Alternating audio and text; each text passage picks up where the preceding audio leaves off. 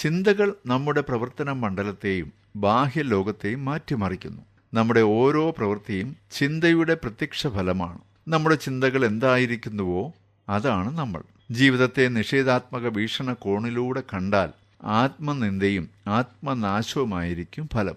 അപ്പോൾ നിഷേധാത്മക ചിന്തകൾ നമ്മെ കീഴടക്കി ജീവിതം ദുരിതപൂർണമാകും. നമ്മുടെ ചിന്തകൾ പ്രചോദനാത്മകമാണെങ്കിൽ നമ്മുടെ വ്യക്തിത്വത്തെ വികസിപ്പിക്കാനും പരാജയങ്ങളെ ആത്മധൈര്യത്തോടെ നേരിട്ട് ജീവിതത്തിൽ വിജയം കണ്ടെത്താനും കഴിയും. പ്രചോദനാത്മകമായ സത്ചിന്തകൾ നമ്മെ നയിച്ചാൽ മാത്രമേ ജീവിതത്തിൽ പ്രത്യാശയും സന്തോഷവും നിറഞ്ഞു നിൽക്കൂ. അതുവഴി ജീവിത വിജയം നേടാനും നമുക്ക് കഴിയും. നാം ചിന്തിക്കുന്നതെന്തോ അതാണ് നാം പ്രവർത്തിക്കുന്നത്. പ്രവർത്തിക്കുന്നതെന്തോ അത് നാം ആയിത്തീരുകയും ചെയ്യുന്നു.